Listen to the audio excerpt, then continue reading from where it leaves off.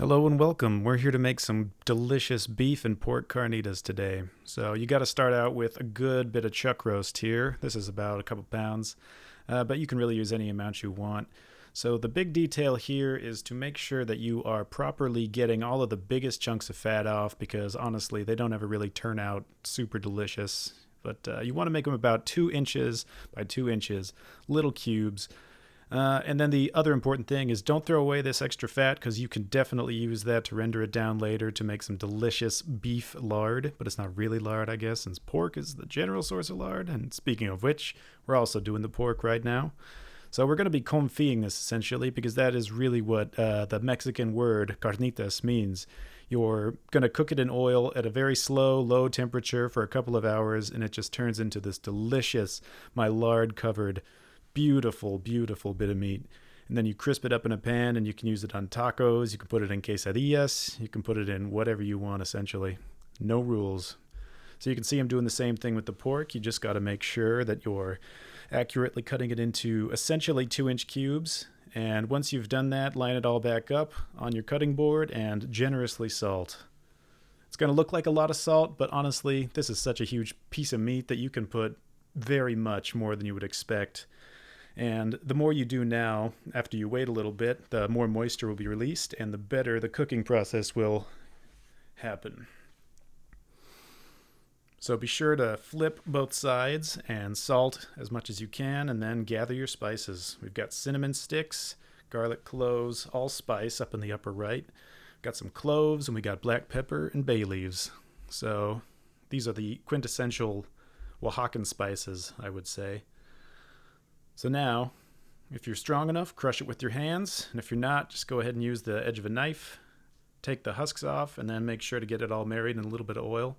Pro tip, add a little bit of orange peel, just the zest if possible. Then you want to nuzzle it all in there. Nuzzle, new word. Make sure everybody fits in one layer. And then what you want to do is cover with oil after you've gotten both of them nicely situated. So I'm using avocado oil. The really authentic thing to do is to use lard, which I didn't have at the time I was cooking this. But, it really tastes pretty good either way. You just get extra richness from the umami from the pork or from whatever source of lard you've got. Like the beef lard we had earlier, we could definitely make some really good out of that. So what you want to do here is basically just make sure that there's enough oil coating each piece that it's not going to necessarily get a lot of that myosin bond forming in between each muscle, each bit of meat. And then after you've done that, what you want to do is just cover it up with tin foil. Preferably heavy-duty tin foil, that's my favorite, but either way, you're going to do the same thing. Put it on a sheet pan so that you don't end up getting drips of oil in the bottom of your oven. That is just not fun. Then you're going to put it into a 275-degree oven for 3.5 hours. Seems like a long time, but believe me, it's worth it. And so here's the process for getting the beef fat nice and rendered. You basically just let that go at a low flame for a really long time until basically whenever you want. And then you're left with these little beef chicharrones, which are really delicious.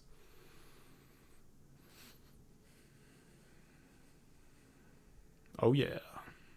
All right, now it's salsa time because you have 3.5 hours to wait. So what you're going to do is essentially look for tomatillos that don't have all that much schmutz on them. At the store, what you want to do is undo the husks just a little bit when you're looking at them, because a lot of them have a lot of blemishes in a lot of places because people just don't really get fresh tomatillos very often. If you really can't find any at a grocery store, I strongly recommend going to a Mexican grocery store. Here you can see how beautiful and shiny it is. Ooh, yeah. Another thing you got to do is wash them off. I mean, first of all, just because it's produce and you really don't want to just use unwashed produce. But there's also this sticky substance that is on the outside of tomatillos in between the husk and the flesh of the fruit. So definitely got to give that a good scrubbing under some warm water. And then you're going to do the same thing with some tomatoes, but you don't have to do that. I'm making 2 types of salsas here. I'm making roja y verde, red and green. And what you want to do, same thing. Give it a wash. An optional step you could take is to remove the little tails, the place where the vine meets the tomato. But honestly, it really doesn't make that big of a difference, especially if you have a very powerful blender. And And if you can, be sure to juggle and drop one of them. So, once you've washed them all out, make sure you can drum with your peppers. And if you can drum with them, you should probably wash them off as well, because we're going to need to cut those in half pretty soon. We don't want to contaminate anything that might be on the outside. All right, perfectly cleaned. Now we're going to cut up an onion. Essentially, you just want to maximize a bit of surface area, so you can go about a ½ inch thick with your slices. But really, there's no wrong way to do this. You might end up with more raw onion in yours if you leave it bigger, but I'll show you what I like to do. Just about halfway through, so it's in quarters. Then I put it all onto a big cookie sheet so that I'm nice and ready to take it outside and give it some grilling on a nice big flat surface. So you can use whichever surface you have that's large enough to fit the majority of the vegetables here, or you can do it in a broiler. So you put the oven rack at the top level, and then you put all the ingredients right underneath it, and essentially it'll char up beautifully. It tends to overcook if your broiler isn't very powerful. And by overcook, I mean it gets a little mushier. Ooh, yeah. Beautiful. So I'm using a black stone flat top, very well seasoned, so nothing sticks to it too horribly. And the OCD in me required me to separate it by color so that it looks all pretty. So you want to check it every couple of minutes and just make sure that you're not getting anything too burnt, because ultimately, I mean, really, there's no wrong way to do this. I mean, it's all to your taste. You could eat every ingredient here raw, be a very powerful salsa. But so what you're looking for is this coloration, this caramelization on each of the individual tomatillos. And you don't want to cook it all the way through. You're definitely going to want to leave some of that original bright green color in the middle. And the best way to guarantee that is to just go checking it and flipping every now and then. And the same thing with the tomatoes. You don't want it to get too horribly caramelized. And it's kind of hard to do, honestly. I have had success cutting these in half. Oh, beautiful.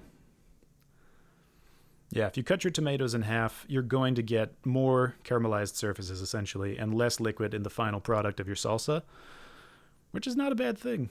I tend to use the red salsa for chilaquiles salsa, essentially, but that's another video, so stay tuned.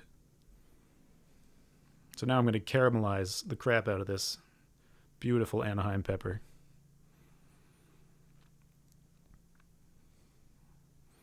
All right. Check that your tongs still work, and then start putting things in separate containers, essentially. You're going to separate all of the green from the red. And basically, you just want to let it sort of sit there and steam a little bit for, maybe like 20 minutes. Or as long as it takes you to prepare whatever else you're going to make, like tortillas, perhaps. But that's also another video. Here you can see I'm just sort of putting it in there for storage temporarily. I'm going to take it back out later and divide the onion and the peppers and the garlic into half, so that we can put half with the red and half with the green.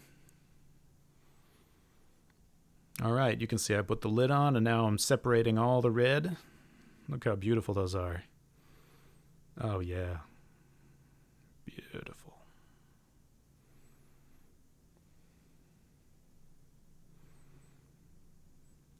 All right, let me get our beautiful onion. Oh. Ooh, there it is. Gotta love a good caramelized onion. It's not really caramelized. It's more just, gently charred on the outside. And then the inside is sort of steamed, but that's exactly the variation in texture you want for these. And depending on the strength of your blender, you're going to want to chop these at least into little strips so that it has something to grab onto with the teeth of the blender. Not totally necessary. Like if you have a Vitamix like I do, you can just destroy it very easily. The onion, not the Vitamix. That's difficult. All right, so here I am dividing it in half. There's the mixture for the green salsa, minus the cilantro and the garlic, which I add now. So you can see it's kind of roasted garlic texture. It's not really totally cooked through, but that's half the fun. You can also put in at least, like a half of garlic clove that's raw, and you'll get the best flavor out of it by far. Make sure you cast a deliciousness spell on your salsa while you're making it to maximize the flavor. You have to do the same with your rojo. Look at that. So beautiful. And those bubbles you can see will spread out a little bit. And look how beautiful this is. Oh yeah, the final unboxing. We got pork on the right and beef on the left. So beautiful. So what you got to do now is you got to drain the oil, but don't throw that oil away because it's just packed with flavor. You can save it. There's also a lot of jelly, like gelatin, that comes out of the meat because of all the connective tissue in it that you can save and make some sort of fascinating xiaolongbao with, perhaps. But that's also another video. So here I am getting some pork lard ready for the final step, which is frying it in its own fat. So you can just watch this happen, and it is a beautiful thing. So you're essentially going to fry it on like about medium-high heat until you start to see that one side has started to crisp up and caramelize and turn just a beautiful shade of Maillard brown. There it is. Look at that. Oh, yeah.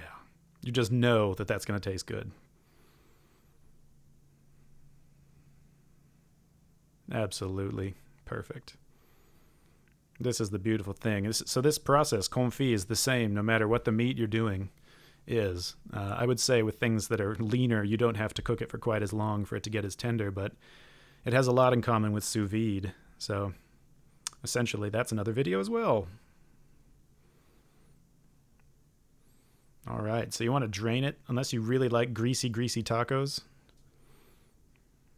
So this way you'll get the perfect tender inside and beautiful crispy outside. So throw that with some cheese and some of that salsa you made on a beautiful blue corn tortilla. And be sure to like and subscribe so that you can come back and see more of my videos. And be sure to turn on notifications as well. Thank you very much. Sam goes and eats.